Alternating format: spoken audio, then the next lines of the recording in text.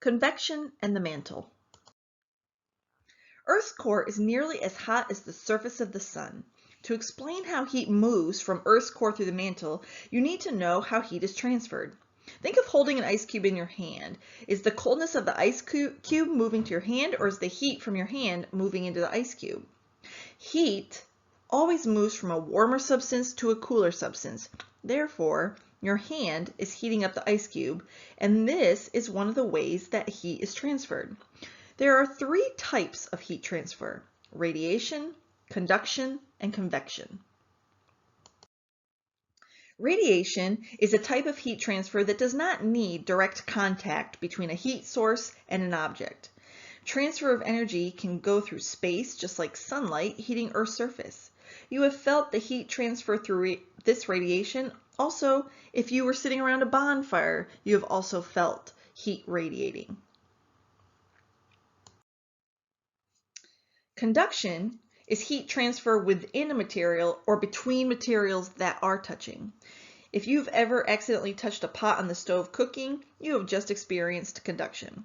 If you were to put a metal spoon in a cup of hot cocoa, well, the heat moves from the hot cocoa to the particles that make up the spoon. The particles near the bottom of the spoon will vibrate faster as they are heated, so they start bumping into other particles and then heat them up too. Gradually, the entire spoon will begin to warm up. When your hand touches the spoon, conduction transfers heat from the spoon directly to your skin. Conduction is responsible for some of the heat transfer inside Earth. Convection is heat transferred by the movement of currents within a fluid. And remember, a fluid is anything that flows, so this includes liquids and gases. Heat transfer by convection is caused by differences of temperature and density within the fluid. When a liquid or gas is heated, particles move faster and spread apart. As a result, the particles of the heated fluid spread out and the density decreases. When those particles are cooled again, they move together and become more dense. Doing this hot and cold density when they're in a fluid, the denser particles are going to sink and the lighter particles are going to raise. Thus starts causing a convection current.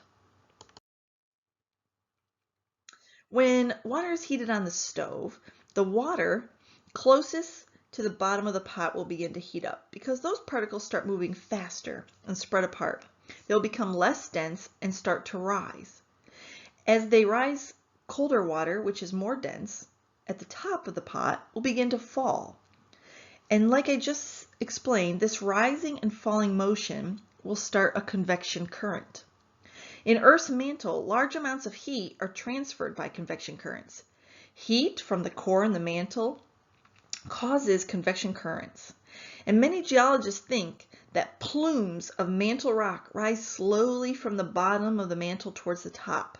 The hot rock eventually cools and sinks back down through the mantle. Over and over again, this cycle of rising and sinking takes place. Convection currents like these have been moving inside Earth for more than 4 billion years. Okay, it's time to show what you know.